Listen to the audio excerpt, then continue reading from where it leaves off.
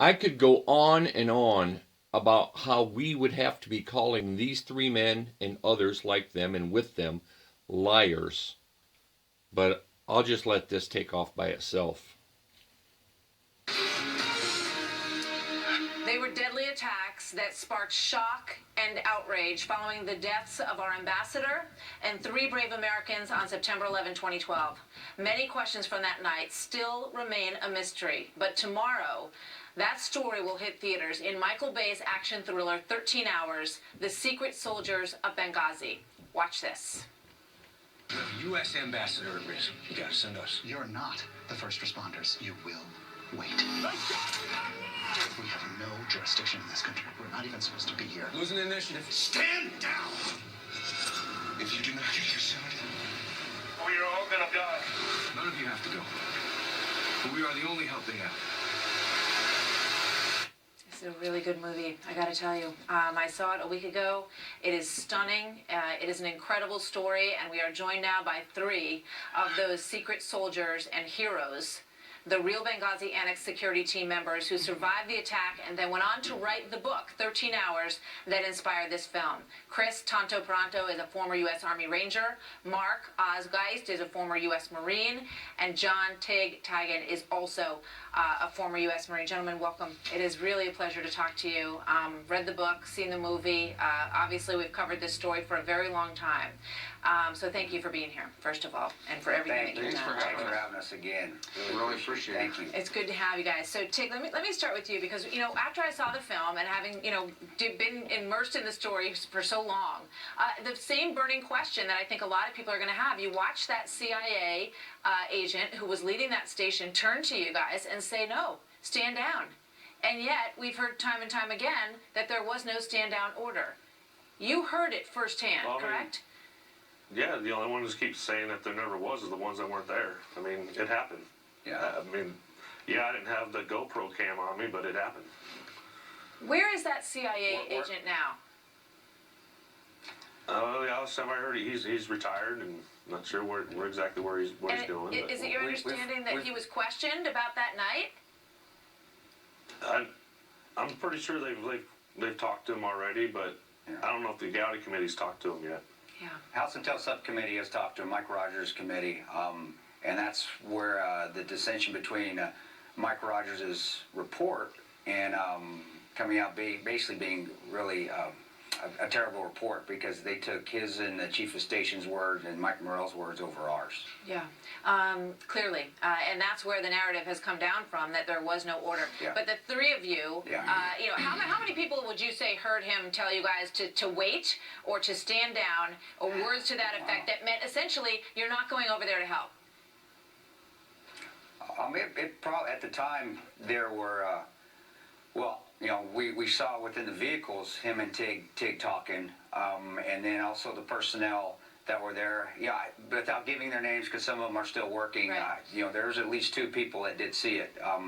But again, it's up to those people that know the truth outside of us that were on the ground that to come forward as well. And we don't push them, but I think they should. But we're just waiting on that. Oz, would you have ever shared any of this story if it hadn't become so twisted in the aftertelling?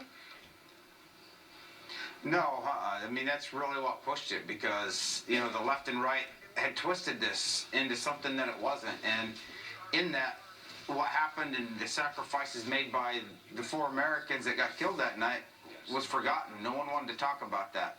The honor, the courage, and, the faith in both each other and in God of what got us through that night. That was never talked about. And that's such a more powerful story than what's been put out there to the public. Yeah. I want to play Leon Panetta and Hillary Clinton to play in the movie, and their story is really separate in many ways from yours because you guys were there. You were part of the story as it unfolded. You know exactly what happened. So I just want to get your thoughts on what it felt like when you heard these kinds of comments. Let's play that. Was it because of a protest, or was it because of guys out for a walk one night who decided they'd go kill some Americans? What difference at this point does it make?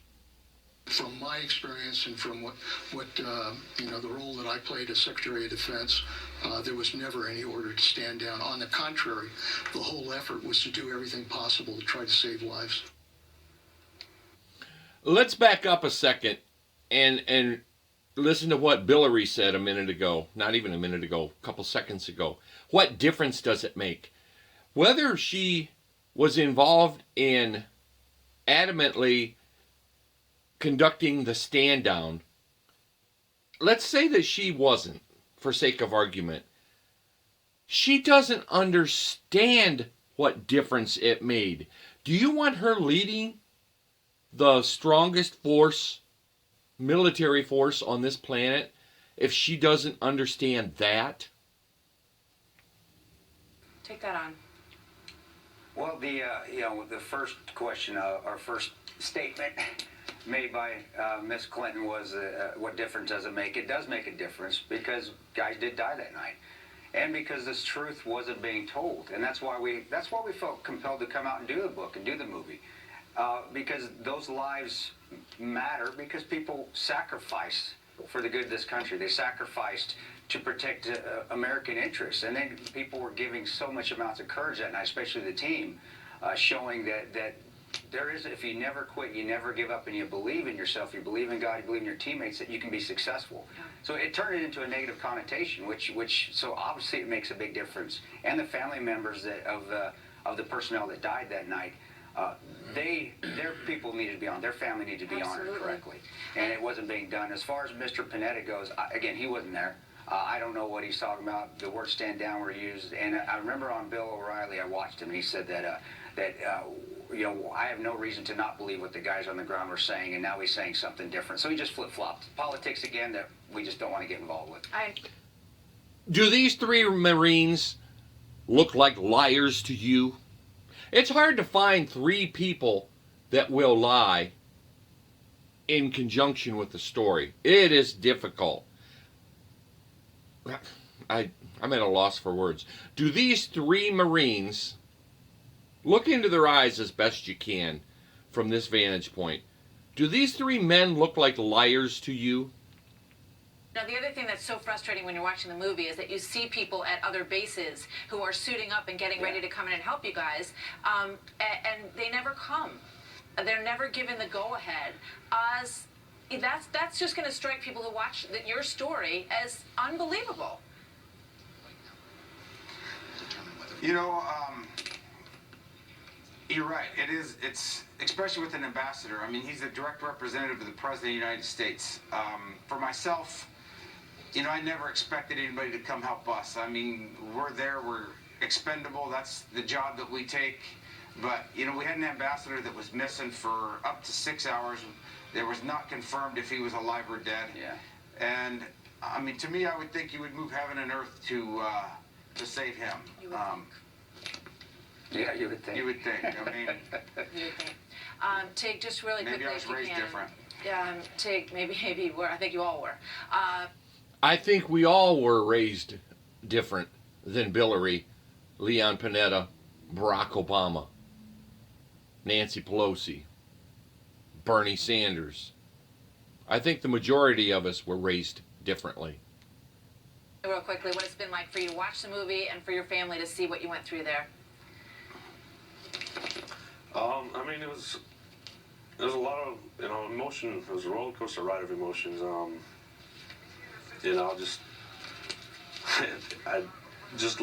It brings back a lot of anger, but I'm just glad it's being told. I mean, that makes it even better that everybody's going to be able to know exactly what happened that night on the ground. Yeah.